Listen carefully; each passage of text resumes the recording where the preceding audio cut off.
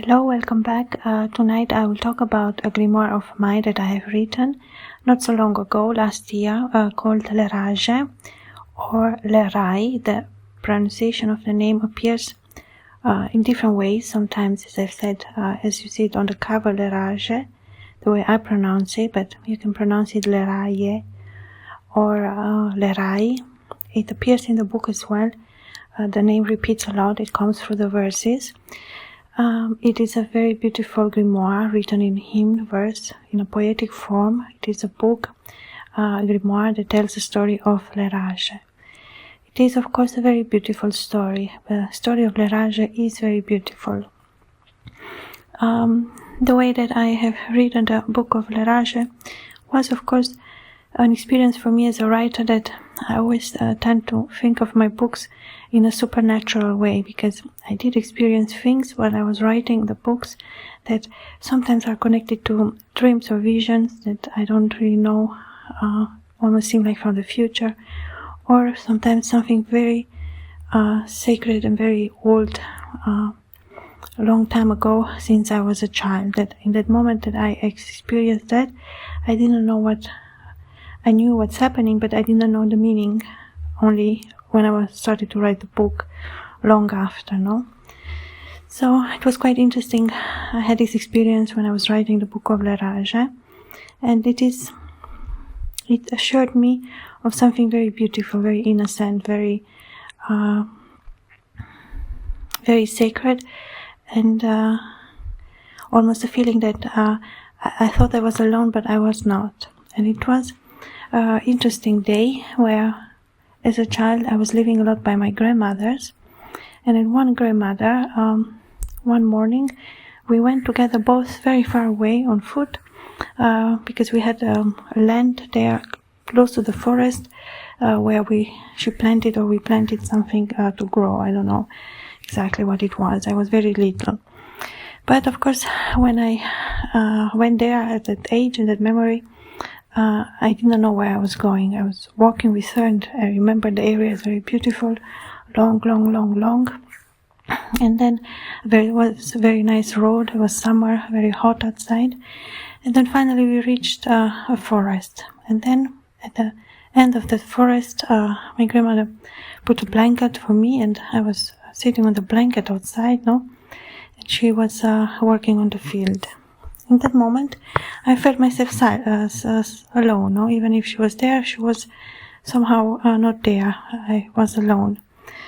And close to there was a tree, a nut tree, but not a walnut. It was this more little nuts that I have never seen until then, but somehow I knew they are nuts. And I was trying to open, and I could not. But I remember I really wanted to eat, and it didn't work out. And then I decided to go into the woods, but just there, not far away, just at the edge of the wood, just maybe like 50 meters. I walked very slowly. And in that place, I was walking not far away from where I was, and then I see a deer that was dead. And I don't remember if there was a little river there or not.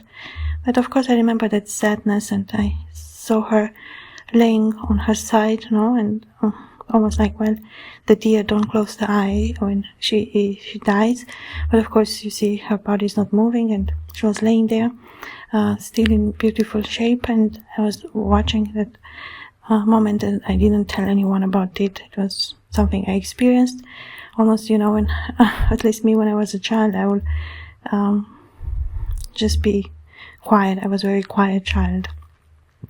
So I went back to the blanket, of course, after my grandmother came, and we walked back home. And many years after, when I was writing the book of Leraje, quite in the beginning, this memory came out, but this time different. This time I understood that in that moment when I was at the blanket, Leraje was there, and I saw him. I saw him in that place where I was when I was a child, and only after I realized what I saw. And I saw him pass by the nut tree, and he was looking at me close to the forest edge, and he was observing, and I was looking directly at him as well.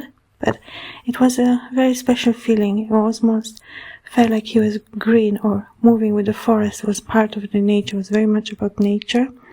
And then the element of the deer, and of course that deep realization of a child. It was not my first experience that I had seeing a deer. I had another experience when I was even more little child. My grandfather was a hunter, and of course he will hunt food for us as well, say wild pigs or deer or rabbits, whatever one can find. And one day, really, it didn't happen, mostly was wild pig, which, to be honest, I never really saw, because I think they do all the part in the woods. It is, of course, a large animal. You cannot carry it back home.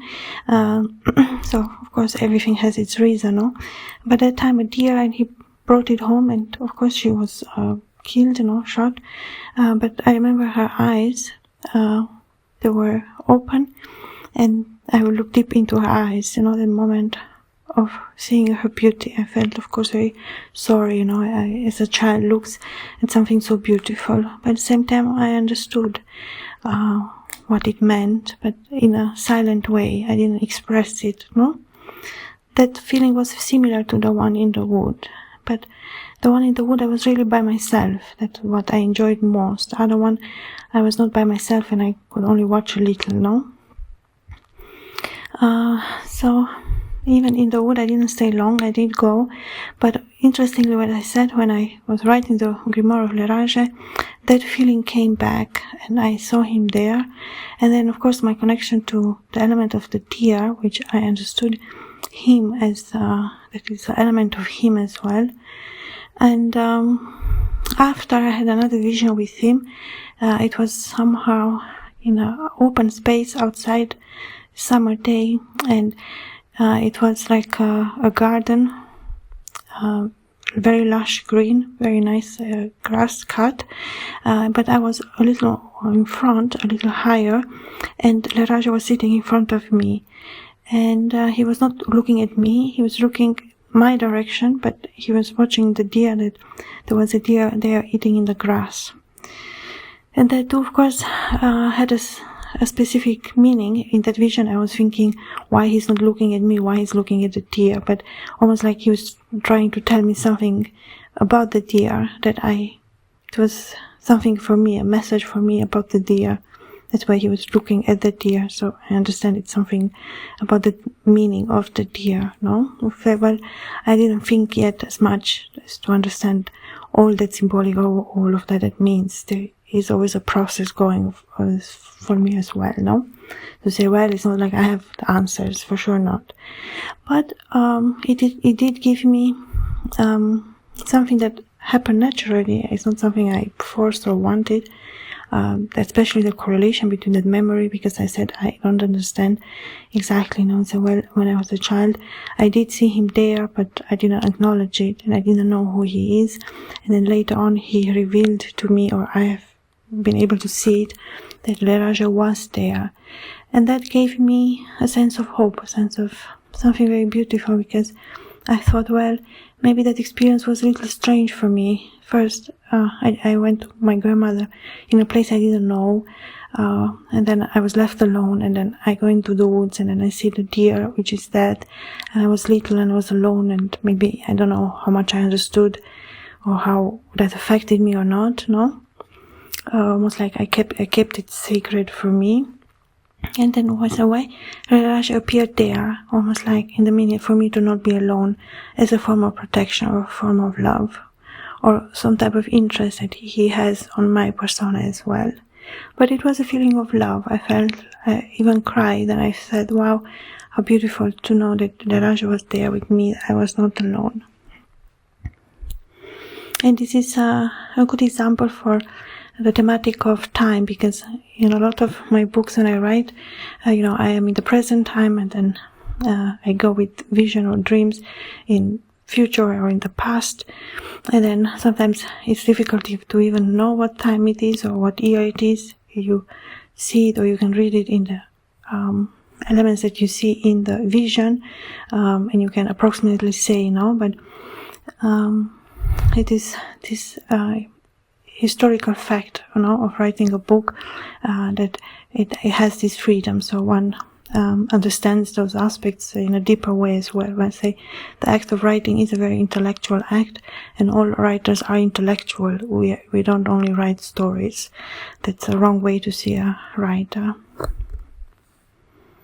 We do not just write. The element of writing implies a deeper meaning, of course, for us as writers, how we imagine, we know the work is.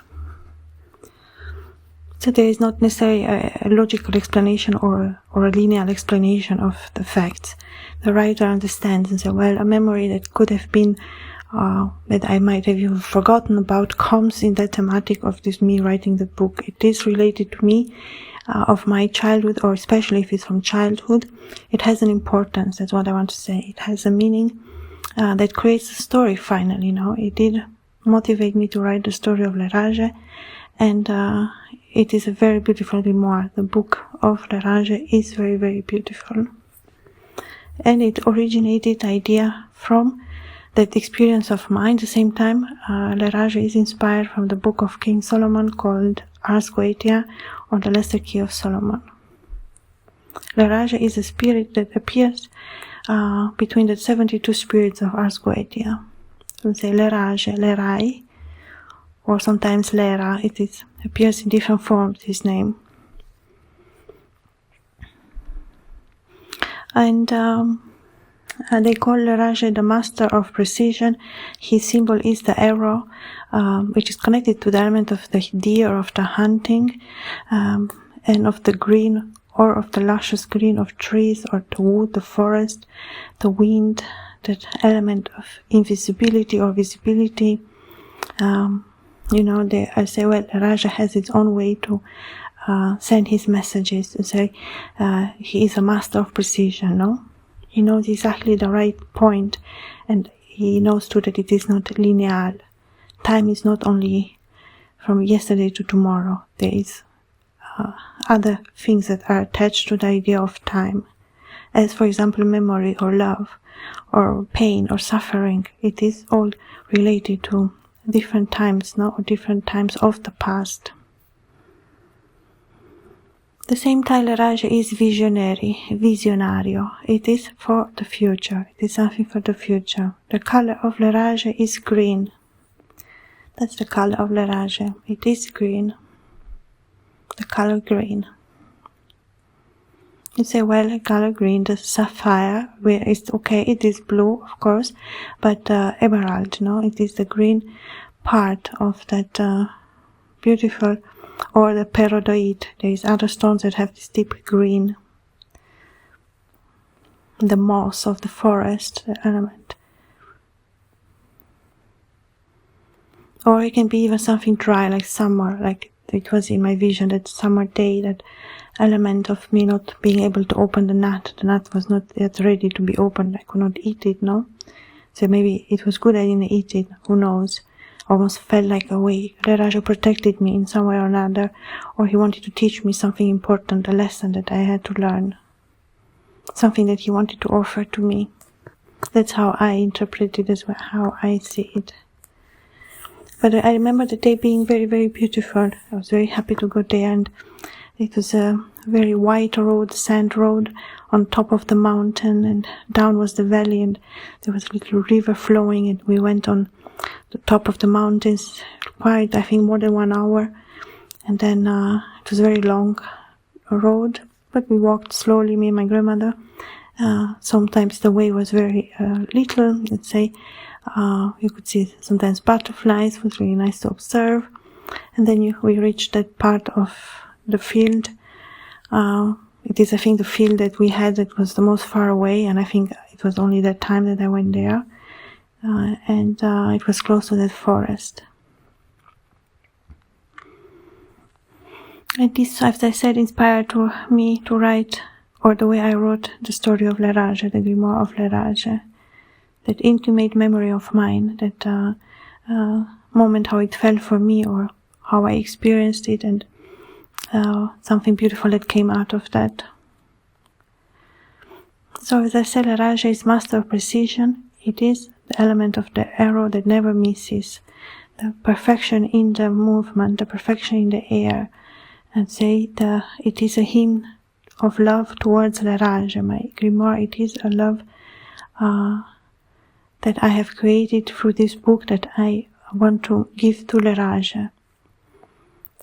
So it is a book that speaks about love, devotion, that element that is pure, that it is untouched, that the most beautiful form of love is protection, and some memories do stay with us, and they do have and carry special meanings, and some of course are more private.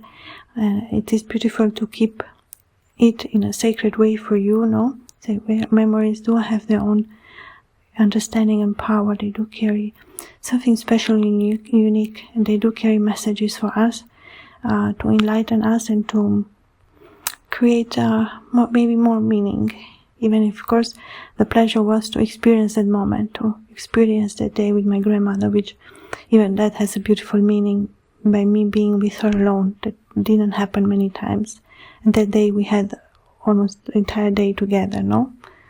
That we kept walking without necessarily talking to each other. We enjoyed that silence. So Leraje, as I said, it is a poetic hymn of love, of devotion, of those elements that awaken something beautiful in us. It is a very beautiful grimoire that I do recommend everyone to read, Leraje, the story of Leraje. It speaks about, as I said, something I think unique or different for everyone that will read the book of Leraje. It does carry a secret type of magic that of course Leraje or Lerai is able and is very much honored for. Thank you so much for listening. If you want to read the book of Leraje, there is a link in the description box below where there is the link to the book. And if you want to listen to the entire playlist from the beginning, the playlist of Leraje, there is a link also in the description box below. Thank you so much for listening. Until next time, bye.